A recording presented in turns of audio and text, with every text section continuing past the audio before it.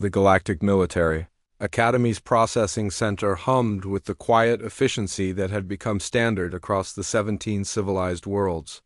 Thousands of young beings from dozens of species lined up in perfect formation, their various forms creating a colorful tapestry of scales, fur, chitin, and crystalline structures.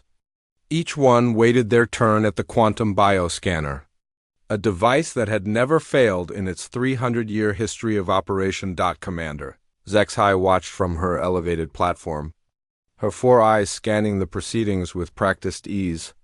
The Vorthan officer had overseen this process for 23 cycles, and it had become as routine as breathing methane.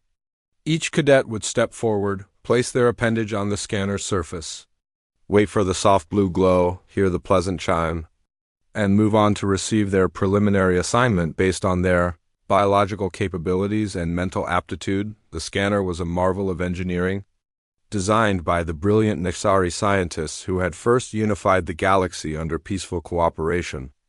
It read every molecule, every genetic sequence, every neural pathway in microseconds. It could detect diseases before symptoms appeared, identify optimal career paths based on biological predispositions, and most importantly, screen for any anomalies that might pose a threat to galactic security. "Next," called Technician Prex, his gill slits fluttering with boredom as another Kandorian stepped forward. The blue-skinned humanoid placed her webbed hand on the scanner. Blue glow, pleasant chime. "Move along," a Therian cadet approached, his massive frame causing the floor plates to vibrate slightly. The bear-like creature's thick paw covered most of the scanner surface. Blue glow, pleasant chime.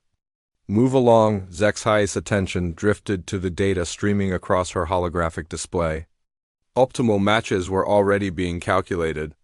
The Vorthans would excel in engineering cores, their mathematical minds perfect for maintaining the fleet's complex systems.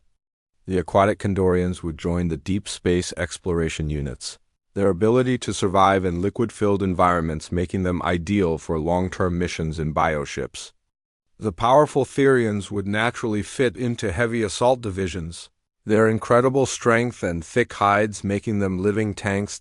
Everything was proceeding exactly as it always did. Exactly as it should. The line continued moving with mechanical precision. A graceful Silithian floated forward, her serpentine lower body coiling as she pressed her scaled palm to the scanner. Her species' natural telepathic abilities would make her valuable in communications or intelligence work. Blue glow, pleasant chime. "Move along." 3 Rockburns stomped forward in unison, their stone-like skin scraping against itself as they moved. These silicon-based life forms were perfect for extreme environment operations where organic beings would perish. Each one touched the scanner in turn. Blue glow, pleasant chime. Blue glow, pleasant chime. Blue glow, pleasant chime. "Move along." Zexhai found herself wondering when the last truly surprising result had occurred. Perhaps never in her tenure. The scanner was simply too accurate, too perfect. Every species in the galaxy had been catalogued, studied, and understood. There were no mysteries left. Number unknown variables to account for. That's when she noticed the human. The bipedal creature stood in line, like all the others. But something about its posture caught her attention. Most species either stood rigidly at attention or relaxed in their natural stance. The human seemed to be doing neither and both simultaneously. Its head moved slightly as it observed its surroundings, taking in details that other cadets ignored. When a Therian accidentally bumped into it, the human didn't react with the startled jump of prey species or the aggressive posturing of predator species. It simply adjusted its balance and continued waiting. Zexhai had heard of humans, of course. They were the newest species to achieve space travel, having only developed faster-than-light technology within the last 50 standard years. Their planet, Terra, had been the subject of extensive study by xenobiologists, but the reports had been frustratingly contradictory. Some described them as persistence hunters with incredible endurance. Others noted their problem-solving abilities and tool-making skills. Still others emphasized their social cooperation and ability to form complex hierarchies. The human moved forward in line. Two Nexari cadets went before it, their crystalline forms refracting the chamber's light into beautiful patterns. Blue glow, pleasant chime. Blue glow, pleasant chime. Move along, now it was the human's turn. The creature approached the scanner with that same odd confidence, neither hurried nor hesitant. Technician Prex barely looked up as he gestured toward the scanning surface.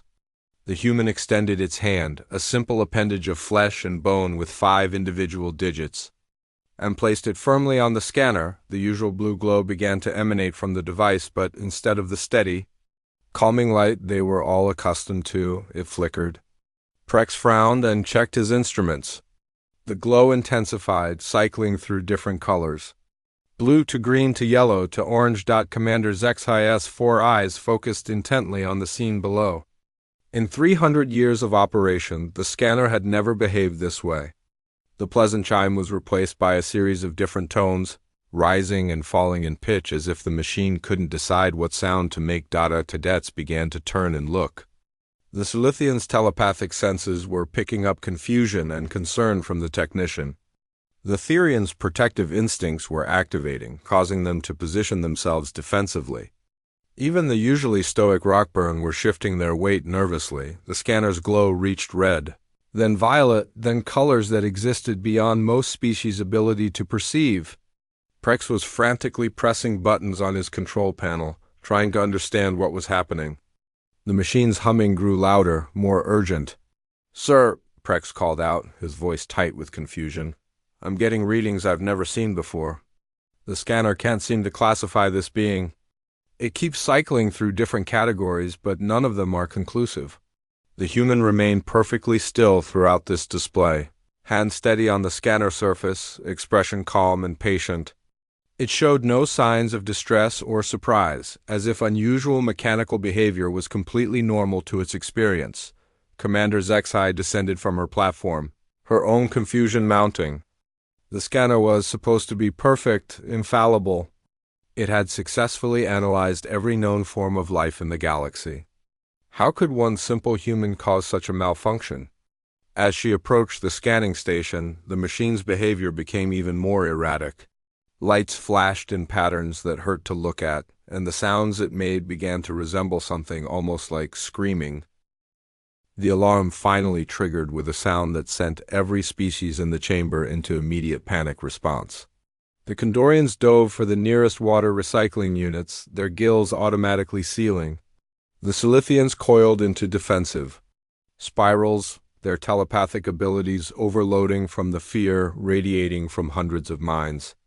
Even the massive Therians backed away from the scanner, their predator instincts warning them of unknown danger. Only the human remained motionless, still touching the scanner as chaos erupted around it. Commander Zexhi activated her emergency communicator. Medical team to Processing Center 7. Technical support to Processing Center 7. Security to Processing Center 7. Her voice carried the authority of decades of military service, but even she couldn't hide the uncertainty creeping into her tone. Dr. Veltar arrived first, his Nexari form practically teleporting through the chamber's entrance. The crystalline being's internal light pulsed rapidly as he absorbed the scene. Behind him came Chief Engineer Cormax, a Vorthan whose 4 arms were already reaching for diagnostic equipment before he fully entered the room. "What's the situation?" Dr. Veltar asked, his voice resonating like wind chimes in a storm. "The scanner malfunctioned when scanning this human," Zexhi replied, gesturing toward the still motionless figure at the machine. "It's been cycling through every classification protocol for the last 4 minutes." Chief Engineer Cormax approached his precious scanner like a parent checking on an injured child. His primary arms worked the diagnostic controls while his secondary arms ran supplementary scans. "This is impossible," he muttered. "The quantum matrix is operating within normal parameters. The biosensors are functioning correctly. The genetic analysis protocols are all active, but look at this output." He projected a holographic display that made even the experienced officers step back. The human's biological readout was a cascade of contradictory information. The scanner identified it as predator and prey simultaneously. It registered as both highly aggressive and extremely peaceful. The genetic markers suggested it was simultaneously one of the most fragile and most resilient species the scanner had ever encountered.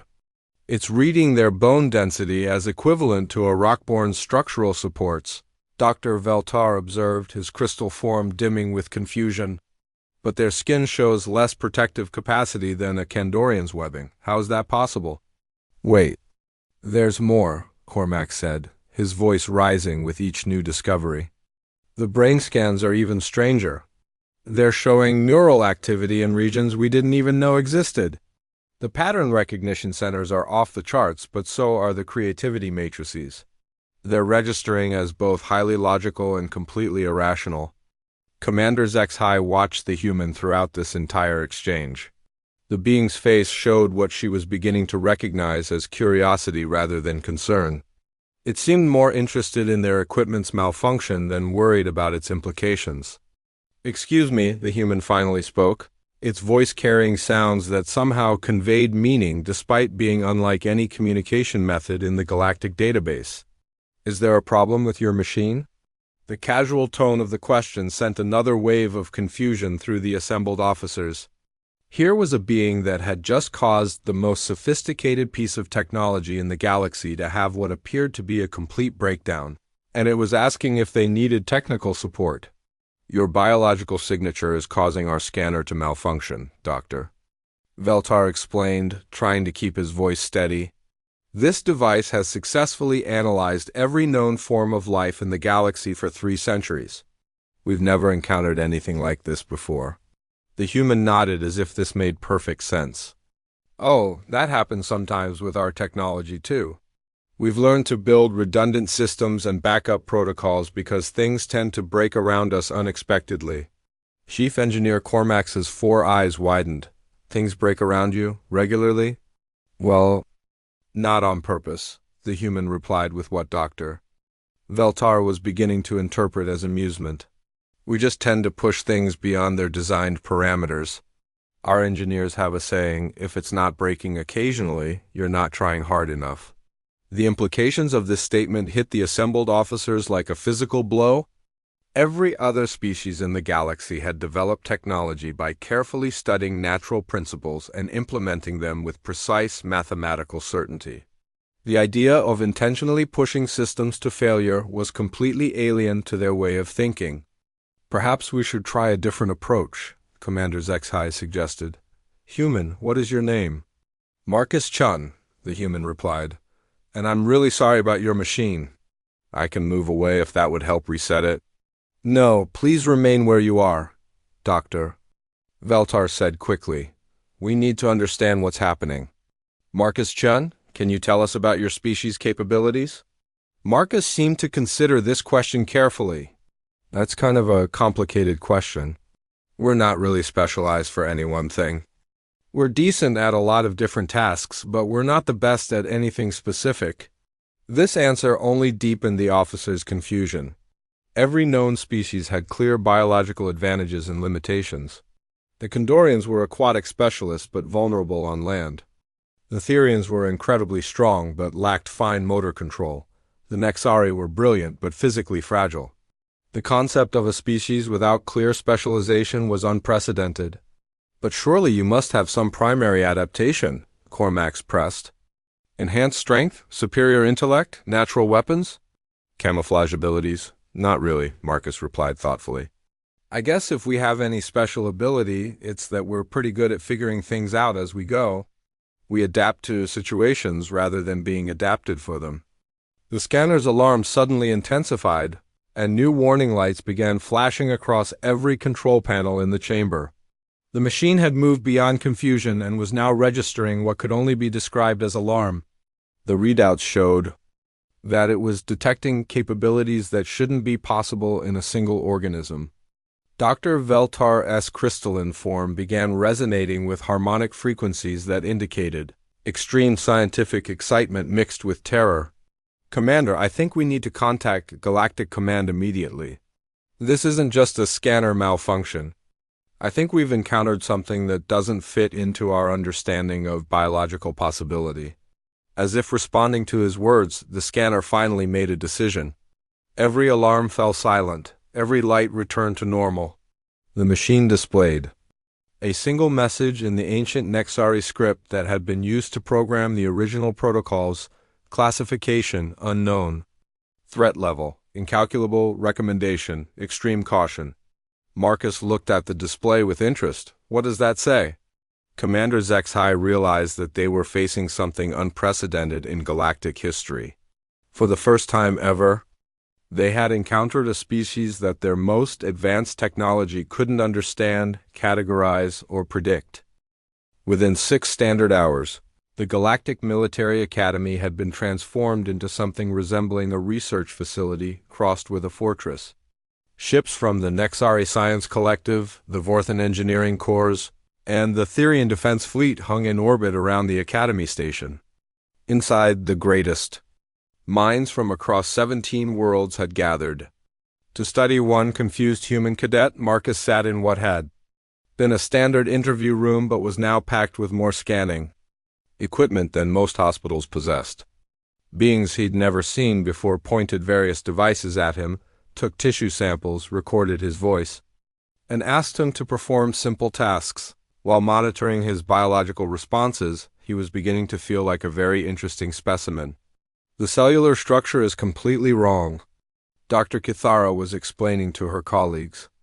The Silithian scientist's serpentine form coiled and uncoiled nervously as she reviewed the data. Look at these readings. The human's muscle fibers should only be capable of generating force equivalent to a Kandorian swimmer, but watch what happens when we ask him to grip this pressure sensor. Marcus squeezed the device as requested. The readout made several scientists gasp in their various native languages. That's impossible, breathed Engineer Vortak, his rocky rockburn features somehow managing to express disbelief. Those muscle fibers generated force equivalent to a Therian warrior, but they show no structural modifications that would allow for such output. It gets stranger, added Dr. Valtar, his crystal form now pulsing with rapid data processing lights. Watch his cardiovascular response to stress. He activated a holographic display showing Marcus's heart rate, breathing, and neural activity. We introduced a mild stressor, showed him images of predators from various worlds. Every other species shows predictable fight-or-flight responses. Prey species spike stress hormones and prepare to flee. Predator species show aggression markers in territorial displays. The assembled scientists watched the readouts as Marcus viewed images of snarling Therian predators, venomous Silithian hunters, and crystalline Nexari energy weapons. His stress markers barely moved, Dr. Veltar continued. But look at his brain activity. He's not ignoring the threats or failing to recognize them. He's analyzing them, processing weak points, calculating responses. He's treating every threat as a problem to be solved rather than a danger to be feared. Commander Zexhai had been observing these proceedings with growing unease. As a military officer, she understood the implications better than the excited scientists. What exactly are you saying, Doctor? I'm saying that humans appear to be biological impossibilities, Dr. Veltar replied. They combine traits that should be mutually exclusive. They have the pattern recognition abilities of apex predators but the social cooperation instincts of prey herds. They show the problem-solving intelligence of highly advanced species but retain the adaptability of primitive organisms. Chief Engineer Cormax had been suspiciously quiet during these discussions, working at a personal console while the others ran their tests. Now he looked up with an expression that managed to combine engineering pride with scientific horror. I've been running simulations, he announced. I wanted to understand why our scanner couldn't classify the human, so I tried to predict how their species would perform in various military scenarios. He activated a large holographic display that filled the center of the room. Standard doctrine says that military units should be composed of species with complementary specializations. Therians for heavy assault, Kandorians for aquatic operations, Silithians for reconnaissance, Nexari for technical support, and so forth. The display showed various battle scenarios with mixed species units performing their assigned roles with mathematical precision. But then I ran Scenarios with all human units. Cormax's voice carried a note of disbelief. The results don't make sense. They shouldn't be possible. The new simulations showed human units adapting to every scenario. In aquatic environments, they created improvised breathing apparatus and underwater vehicles. In heavy combat, they used tools and tactics to amplify their natural abilities far beyond their apparent biological limits. In technical scenarios, they showed an alarming tendency to modify equipment in ways that improved performance despite violating every safety protocol. They don't follow the rules, Cormax continued. Every other species has predictable capabilities and limitations. Humans seem to treat limitations as suggestions. Dr. Kithara had been conducting her own research during this discussion. Her telepathic abilities gave her insights that purely physical sciences couldn't provide. "There's something else," she said quietly. "I've been reading his thoughts while he performs these tests." Every eye in the room focused on her. Telepathic scanning of subjects was usually forbidden without explicit consent, but these were extraordinary circumstances. "He's not trying to impress us or prove anything," she continued. "He's genuinely curious about our technology and methods. But more than that, he's already thinking of improvements. Every piece of equipment we've shown him, every procedure we've performed, he's mentally redesigning it to work better." She paused, her serpentine form coiling tighter. "He's not looking at our most advanced technology with wonder or intimidation.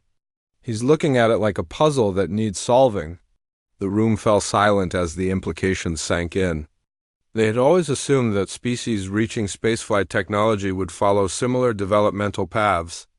The idea that a species might approach technology as something to be constantly modified and improved rather than perfected and preserved was fundamentally disturbing to every other civilization. Marcus, oblivious to the cosmic significance of the discussion surrounding him, raised his hand like a student in class. "Excuse me, but can I ask a question?" "Of course," Dr. Veltar replied, grateful for any insight into human thinking. "Why do all your technologies seem designed to never break? I mean, they're incredibly sophisticated, but they don't seem to have much redundancy or repair capabilities. What happens if something goes wrong in the field?" The question hit the assembled experts like a physical blow. In 300 years of galactic civilization, major technological failures were so rare that most species had never considered the possibility.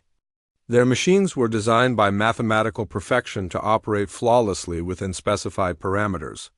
"Things don't go wrong," Engineer Vortok replied slowly. "Our technology is designed to exact specifications. Failures are prevented through proper design." Marcus nodded thoughtfully. "But what if you encounter something outside the specifications? What if the environment is different than expected, or someone needs the machine to do something it wasn't originally designed for?" The silence that followed this question was deafening. Marcus had just described the fundamental difference between human and galactic civilization. Humans built things expecting them to break, to be modified, to be pushed beyond their limits. Everyone else built things to work perfectly forever within carefully defined boundaries. "Commander," Zexhai realized that they weren't just looking at a new species. They were looking at an entirely different approach to existence itself. The emergency session of the Galactic Defense Council convened in the deepest secure chamber of the Academy Station. Representatives from all 17 member worlds materialized through holographic projection, their forms creating a circle around the central discussion platform. The air hummed with translation protocols as dozens of languages, converted into universal meaning. High Chancellor Kexnara of the Nexari opened the proceedings, her crystalline form resonating with official authority. "We are here to discuss the implications of first contact with the species known as humans. Our preliminary analysis suggests they represent a paradigm that does not fit our existing understanding of biological or technological development." General Folkmar of the Therians leaned forward, his massive form dominating his section of the holographic display. "With respect, Chancellor, our concern is more immediate. These humans have applied to join our military academy. We need to determine if they represent a threat to galactic security." The data suggests they are simultaneously the least and most dangerous species we have ever encountered, reported Dr. Veltar, who had been invited to present his findings. Individually, humans appear physically unremarkable. Collectively, their capabilities appear to scale exponentially rather than linearly. He activated a series of projections showing human technological development over the past 1,000 years of their recorded history. Notice the acceleration curve? Most species develop technology gradually, building upon stable foundations over millions of years. Humans appear to have gone from primitive tool use to faster-than-light travel in a time span that represents mere moments in galactic history. Fleet Admiral Siska of the Condorians raised a concern that had been troubling many of the military representatives. Their approach to problem-solving is completely unpredictable. Every war game simulation we run produces different results. Because they refuse to follow established tactical doctrine. Because they don't have established tactical doctrine, corrected strategic analyst Morden of the Rockburn. I've studied their military history. They appear to invent new strategies during actual combat. They treat warfare as an improvised art rather than a mathematical science. This revelation sent ripples of discomfort through the assembled representatives. Galactic warfare had been perfected over thousands of years into a precise calculation of force deployment, resource allocation, and strategic positioning. The idea of making up tactics during battle was as alien as deciding to breathe water. Hi. Chancellor Kexnara crystalline form dimmed as she processed this information. What are you suggesting? That humans are inherently chaotic? Not chaotic, Dr. Cathara interjected through the quantum communication link. Adaptive. They don't plan for specific scenarios because they assume the scenarios will change. They plan to be able to handle whatever actually happens rather than what they expect to happen. The implications of this statement created a moment of silence that seemed to stretch across the entire galaxy. Every civilization had achieved stability through careful planning, precise predictions, and controlled variables. The concept of embracing uncertainty as a strategic advantage was fundamentally disturbing. Commander Zexai had been monitoring young Marcus Chun during these proceedings, and she had observations that the Council needed to hear. There's something else we need to consider. The human isn't reacting to this situation the way any other species would. She activated a display showing Marcus in the observation chamber where he waited during the Council session. Instead of showing stress, fear, or aggressive posturing, he was examining the chamber's technology with obvious fascination and appeared to be sketching modification ideas in a notebook. He knows he's being studied and evaluated by the most powerful beings in the galaxy, Zexai continued. Any rational creature should be experiencing significant stress. Instead, he's treating this as a learning opportunity. General Thokmar growled low in his throat, a sound that translated as deep unease. That suggests either remarkable confidence or a complete inability to assess danger. I don't think it's either, Dr. Veltar replied. I think humans simply approach unknown situations differently than we do. Instead of trying to determine if something is safe or dangerous, they try to determine how to make it work in their favor. Fleet Admiral Siska S. aquatic form rippled with agitation. That sounds like a description of a perfect predator species. But all our biological analysis suggests they're omnivores with significant prey characteristics. Which brings us to the central paradox, High Chancellor Kexnara observed. How do we classify a species that doesn't fit our classification system? How do we predict the behavior of beings who seem to specialize in unpredictability? Dr. Kithara had been conducting additional telepathic scans during the session with Marcus's permission. Her latest findings were perhaps the most disturbing yet. I've detected something unusual in the human's thought patterns. He's not just adapting to our technology and procedures, he's unconsciously improving them. She projected her telepathic readings onto the main display. Watch his brain activity when he observes our equipment. He's not just learning how it works. He's identifying inefficiencies and imagining optimizations. Without any formal training in our sciences, He's mentally redesigning systems that took our greatest minds centuries to perfect. The council chamber fell into a silence that could be felt across light years. Strategic analyst. Morden was the first to speak, his rocky voice carrying the weight of geological time. If humans can intuitively improve our technology, what does that say about our technological development? Have we been thinking too narrowly? More importantly, General Thokmar added grimly, if they can improve our defensive systems, they can probably find ways to defeat them as well. High Chancellor Kexnara's form pulsed with the rapid calculations that Nixari performed when facing critical decisions. We need to consider three possibilities. First, that humans represent a threat that must be contained. Second, that they represent an opportunity that must be embraced. Third, that they represent a paradigm shift that will change everything. We think we know about civilization itself. Commander, Zexhai had been reviewing the personnel files of the other human cadets who had applied to the Academy. Chancellor, there's one more factor we haven't discussed. Marcus Chun isn't unique among his species. The psychological profiles of the other human applicants show similar patterns. This isn't one unusual individual. This appears to be normal for their entire species. The weight of this revelation settled over the council like a heavy blanket. They weren't dealing with an anomaly or an exception.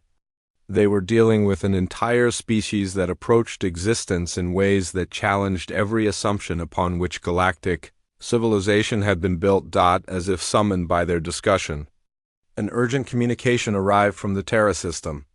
Earth had just launched its first diplomatic mission to the galactic capital, and the ship was using a faster-than-light drive design that no one had ever seen before.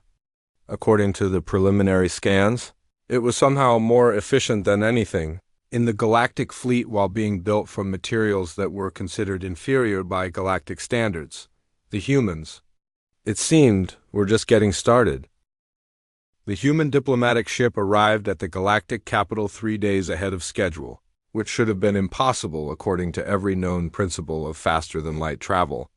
Even more disturbing was the fact that it had somehow improved its engine efficiency during the journey, arriving with more fuel than it had started with. Ambassador Elena Rodriguez stepped off the ship with the same casual confidence that Marcus Chun had shown at the Academy scanner. She was accompanied by a small team of humans who immediately began examining everything around them with the intense curiosity that was becoming recognized as a defining human characteristic. High Chancellor Kexnara met the delegation personally, something that hadn't happened for a first contact in over 2 centuries. As she observed the humans' behavior, she began to understand why the Academy scanner had malfunctioned so dramatically. Ambassador Rodriguez, she began, her crystalline form resonating with formal diplomatic protocols. Welcome to the galactic capital. We are honored by your presence and eager to discuss your species' integration into our civilization. Thank you, Chancellor, Elena replied with a smile that somehow conveyed both respect and complete lack of intimidation. We're excited to be here. Your people have built something incredible. Though I have to ask, would you mind if our engineer takes a quick look at your docking bay systems? He's noticed a few efficiency improvements that might interest you. The casual offer to improve technology that had been perfected over thousands of years sent another shock through the assembled dignitaries. Chief Engineer Marcus Wong was already examining the docking clamps with obvious fascination, making notes in a device that didn't match any known galactic technology. Your ship's drive signature is unprecedented, Dr. Veltar observed, trying to steer the conversation toward understanding rather than immediate technological disruption. Our sensors indicate you achieved greater than theoretical maximum efficiency.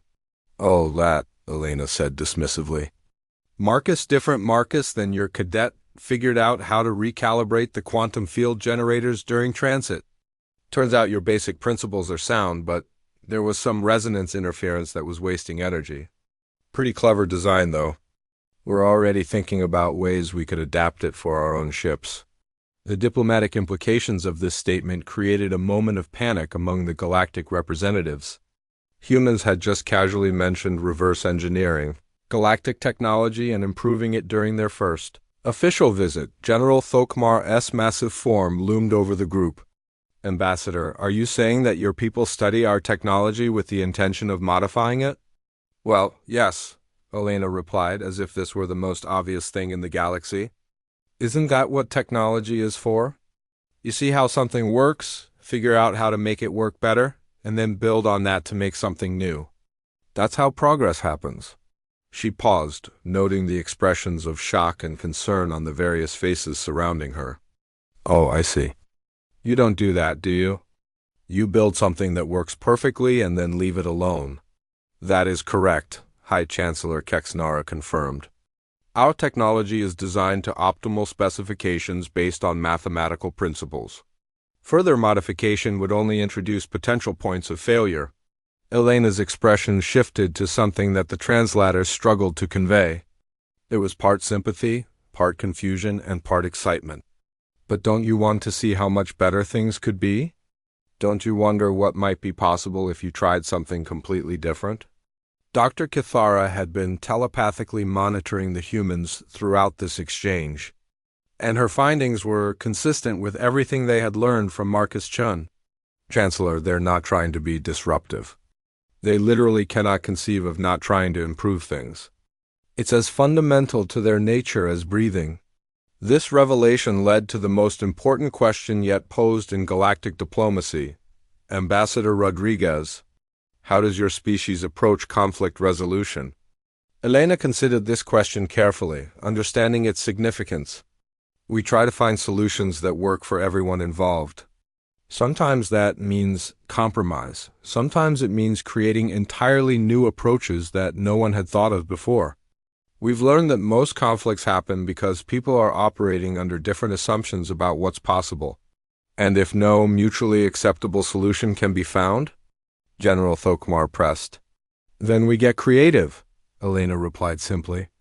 Humans are really good at finding third options when everyone else is arguing about two choices. Fleet Admiral Siska had been reviewing the humans' diplomatic history during this conversation. Ambassador, our analysis of your planet's records shows that your species has engaged in extensive warfare throughout your development. How do we reconcile this with your stated preference for peaceful solutions? Elena's expression grew more serious. Yes, we've fought wars. Terrible ones. But each war taught us something about the cost of conflict and the value of cooperation. We learned that fighting is sometimes necessary, but it's never the best solution. We learned that the strongest societies are the ones that can turn enemies into allies. She gestured to her small team. Every human here comes from regions that were at war within the last few centuries. Now we work together because we've learned that cooperation achieves more than competition. This statement created another paradigm shift for the assembled galactic representatives. Most species had achieved peace through careful segregation and specialized roles. The idea that a species could transform conflict into cooperation through experience rather than careful planning was unprecedented. Commander Zexhai had been monitoring the proceedings from the Academy and chose this moment to share her most important observation. Ambassador, we've noticed that humans seem to treat every situation as an opportunity to learn and improve. Is this accurate? Absolutely, Elena confirmed. We believe that every experience, good or bad, teaches you something valuable. Every problem is a puzzle to solve, and every solution creates new possibilities you hadn't considered before. She looked around at the assembled representatives with genuine curiosity. Isn't that how everyone approaches life? The silence that followed this question stretched across the entire galactic capital. Elena had just described an approach to existence that was so fundamentally different from galactic civilization that it might as well have been alien magic. High Chancellor Kexnara realized that they were facing a choice that would define the future of galactic civilization. They could try to contain human influence and maintain their stable, predictable society. They could attempt to integrate humans into existing structures and hope for the best. Or they could accept that everything they thought they knew about progress, technology, and civilization was about to change. The humans, meanwhile, were already examining the council chamber's architecture and discussing improvements. 1 year later, the Galactic Military Academy looked nothing like it had before the humans arrived. The transformation hadn't been planned, mandated, or designed by committee. It had simply happened as human cadets began their training alongside their alien classmates. Marcus Chun stood in what was now called the Innovation Laboratory, working alongside Cadet Vex High, a young Vorthan engineer who had initially been assigned to monitor human activities for potential security violations. Instead, she had become Marcus's closest collaborator in a project that was revolutionizing galactic technology. The quantum resonance is holding steady, Vex High reported. Her 4 arms operating multiple control interfaces simultaneously. Your modification to the containment field is maintaining coherence at energy levels, 30% above theoretical maximum. Great, Marcus replied. Making adjustments to a device that looked like a fusion of human engineering and Vorthan mathematical precision. Now, let's see if we can push it to 40%. Korak, how are the safety monitors looking? Cadet Korak, a young Rockburn whose silicon-based physiology made him ideal for high-energy experiments, checked his instruments. All systems stable. I still don't understand how adding controlled instability to the field makes it more stable, but the mathematics don't lie. That's the human approach, explained Cadet Solara, a Silithian who had initially been assigned to telepathically monitor human thoughts for dangerous intentions. Instead, she had become fascinated by the way human minds approached problems. They don't try to eliminate all variables. They try to make variables work in their favor. The device they were working on was a perfect example of human thinking applied to galactic technology. Traditional energy storage systems were designed to maintain perfect stability through complex control mechanisms. The human-modified version deliberately introduced controlled fluctuations that somehow created greater overall stability while dramatically improving efficiency. Dr. Veltar entered the laboratory with his usual accompaniment of scientific instruments. He had become the Academy's unofficial expert on human technology integration, a field that hadn't existed a year earlier. How is the project progressing? Better than expected, Marcus replied, wiping synthetic lubricant from his hands with a rag that was itself a human innovation. Traditional galactic technology used materials that didn't require maintenance. Humans had introduced the radical concept of equipment that was designed to be serviced and improved over time. We should have the prototype ready for testing next week, Vex High added. The human approach to redundant safety systems has allowed us to achieve energy densities that were previously considered too dangerous to attempt. Dr. Veltar-S. crystalline form pulsed with scientific excitement. Over the past year, he had documented dozens of cases where human modifications had improved galactic technology beyond what had been thought possible. More importantly, he had observed how human thinking was spreading to other species. Cadet Vex High, may I ask how this collaboration has affected your own approach to engineering? The young Vorthan considered the question carefully. Before working with humans, I believed that engineering was about implementing perfect mathematical solutions. Now I understand that engineering is about creating systems that can adapt and improve. Mathematical perfection is just the starting point. This transformation in thinking had become the norm rather than the exception throughout the Academy. Species that had been locked into specialized roles for millennia were discovering capabilities they had never known they possessed. Therians were developing sophisticated technical skills. Kandorians were excelling in strategic planning. Nexari were becoming surprisingly effective in field operations. Commander, Zexhai observed these changes from her elevated platform, but her perspective had changed as well. Where she had once seen the need to maintain order and predictability, she now saw the value of controlled chaos and adaptive thinking. A communication alert interrupted her observations. Commander, we have an urgent transmission from the Outer Rim Defense Station. They're reporting contact with an unknown hostile force. This was the moment everyone had been waiting for, though not necessarily hoping would come. For the first time since humanity's arrival in galactic civilization, they faced a genuine external threat. "Assemble a response team," Zexhai ordered.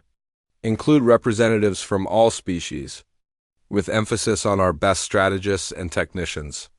Within 1 hour, the most diverse military response team in galactic history was assembled aboard a ship that exemplified the new human-influenced approach to technology. The vessel combined traditional galactic engineering principles with human modifications that allowed for real-time adaptation and improvement. The team included traditional specialists, Therians for combat, Kondorians for environmental adaptation, Mixari for technical support, and Vorthans for strategic calculation. But it also included humans who served as what had become known as integration specialists, beings who could help other species think beyond their traditional limitations. As they approached the outer rim, they encountered something that would have been impossible to handle using traditional galactic military doctrine. The hostile force wasn't using technology or tactics that fit any known classification. Their ships seemed to change configuration during combat. Their weapons operated on principles that the galactic database couldn't identify. Traditional response would have required extensive analysis, committee consultation, and development of specific countermeasures according to established protocols. This process would have taken weeks or months. Instead, Marcus Chun looked at the tactical display for approximately 30 seconds and said, "Has anyone tried just talking to them?" The suggestion was so simple that no one had considered it. Contact protocols required extensive preliminary analysis to determine appropriate communication methods, linguistic frameworks, and cultural considerations. What if we just broadcast a basic friendship message and see how they respond? Marcus continued, "If they're using unknown technology, maybe they're from so far away that they don't know we exist. They might think we're the hostile unknown force." Lieutenant Solara extended her telepathic senses toward the unknown ships. "I can detect thought patterns, but they're unlike anything in our database. They're organized, purposeful, but operating under completely different assumptions than any known species." "That sounds familiar," Marcus observed with the sense of humor that had become characteristic of human military service. "Maybe they're just different, not necessarily hostile." The decision to attempt direct communication rather than follow established protocols was made in minutes rather than months. The message was simple. "Hello, we are the Galactic Defense Force. We mean you no harm. Can we talk?" The response came immediately and in perfect galactic standard language. "Finally! We've been trying to get someone's attention for weeks. We're explorers from the Andromeda Galaxy. We saw your energy signatures and came to investigate. We thought you were ignoring us." What had appeared to be a hostile invasion was actually a first contact situation with explorers from another galaxy who had been trying to establish peaceful communication using methods that didn't match galactic protocols. The successful resolution of this crisis using human-inspired approaches marked the beginning of a new era in galactic civilization. Species began to understand that their traditional limitations were often self-imposed, and that cooperation could achieve things that specialization alone never could. Marcus Chun returned to the Academy as part of the most decorated class in galactic history. The scanner that had once been unable to classify him now served as a monument to the principle that the most valuable things in the universe are often the ones that don't fit into existing categories. The inscription beneath the scanner, written in the languages of all known species, read: classification, unique. Threat level, incalculable. Recommendation, embrace the unknown.